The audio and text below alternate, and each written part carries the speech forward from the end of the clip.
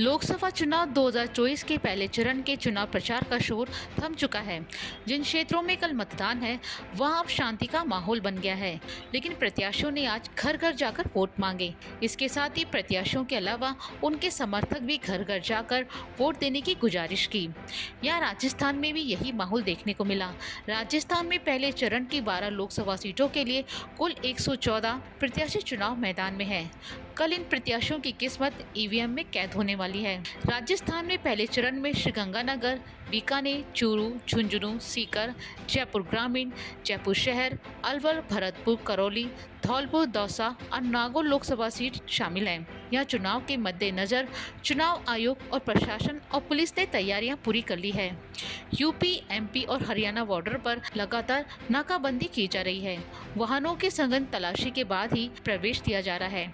चुनाव करवाने के लिए पोलिंग पार्टियां पोलिंग बूथ पर रवाना हो चुकी हैं। वहीं से लेकर डीजीपी उत्कर रंजन साहू ने बताया कि राजस्थान पुलिस द्वारा प्रथम चरण के लोकसभा निर्वाचन क्षेत्रों में भयमुक्त वातावरण में स्वतंत्र, निष्पक्ष और शांतिपूर्ण मतदान के लिए सुरक्षा के पुख्ता इंतजाम किए गए हैं।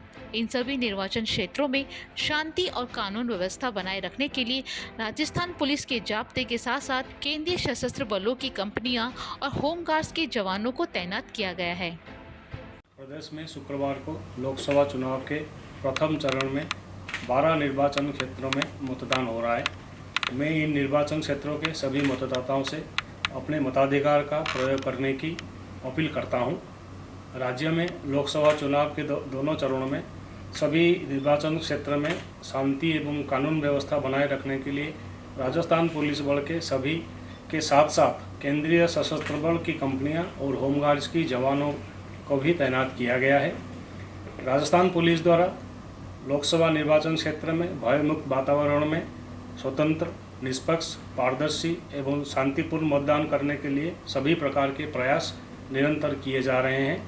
मैं पुनः अपील करता हूं कि लोकतंत्र के इस पर्व में सभी मतदाता बिना किसी दबाव या प्रलोभन के निर्भय होकर अपना मतदान करें, जिम्मेदार नागरिक रूप से अपनी भूमिका सजगता से निभाएं। तो चलिए अब जानते हैं कि प्रदेश की जिन 12 सीटों पर ये मुकाबला होना है वहाँ क्या माहौल है। गंगानगर लोकसभा सीट के लिए भाजपा से प्रियंका बैलान और कांग्रेस के कुलदीप इंदौरा चुनाव मैदान में हैं। यह प्रियंका कुलदीप से ज़्यादा मजबूत बताई जा रही हैं, लेकिन ये तो चुनाव का नतीजा ही बताएगा कि कौन किस पर भारी पड़ता है। बीकानेर लोकसभा सीट के लिए भाजपा के केंद्रीय मंत्री अर्जुन राम मेघवाल और कांग्रेस की तरफ से गोविंद राम मेघवाल प्रत्याशी हैं। दोनों के बीच कड़ी टक्कर है। अब देखना होगा कि यह कौन बाजी मारता है। चूरू लोकसभा सीट के लिए भाजपा से पैरा ओलंपियन देवेंद्र झाझड़िया चुनाव मैदान में है, जबकि कांग्रेस के टिकट पर राहुल कस्वा चुनाव में कूदे हैं। झाझड़िया पहली बार राजनीति में आए हैं, जबकि कस्वा परिवार 40 साल से राजनीति में है। अब यहाँ देखने वाली बात होगी कि कौन यहाँ किस पर भारी पड़ता है। झुंझुनू लोकसभा सीट के लिए भाजपा के शुभकरण चौधरी और कांग्रेस के विजेंद्र ओला आमने सामने हैं। यहाँ दोनों के बीच सीधी टक्कर मानी जा रही है। सीकर लोकसभा सीट के लिए भाजपा ने फिर से मौजूदा सांसद सुमेधानंद सरस्वती को चुनाव मैदान में उतारा है, जबकि कांग्रेस ने खुद का प्रत्याशी उतारने के बजाय मार्क्सवादी कम्युनिस्ट पार्टी से गठबंधन किया है। अब यहाँ देखना होगा कि कांग्रेस को ये गठबंधन सफलता दिलाता है या उस पर भारी पड़ता है। जयपुर ग्रामीण लोकसभा सीट पर भाजपा के राव राजेंद्र सिंह और कांग्रेस के अनिल चोपड़ा आमने सामने हैं। वैसे ग्रामीण इलाकों में सारी कुंजी SC, ST और यादवों पर है। अब देखना होगा कि वोट किस करवट बदलता है। जयपुर शहर लोकसभा सीट के लिए भाजपा ने मंजू शर्मा को प्रत्याशी बनाया है, जबकि कांग्रेस ने पूर्व मंत्री प्रताप सिंह खाचरियावास को चुनावी मैदान में उतारा है।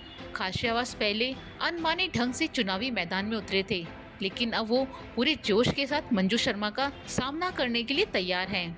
अलवर लोकसभा सीट के लिए भाजपा ने केंद्रीय मंत्री भूपेंद्र यादव को चुनाव मैदान में उतारा है, जबकि कांग्रेस ने ललित यादव को प्रत्याशी बनाया है। अब देखना होगा कि ये युवा चेहरा भूपेंद्र यादव पर भारी पड़ता है या नहीं।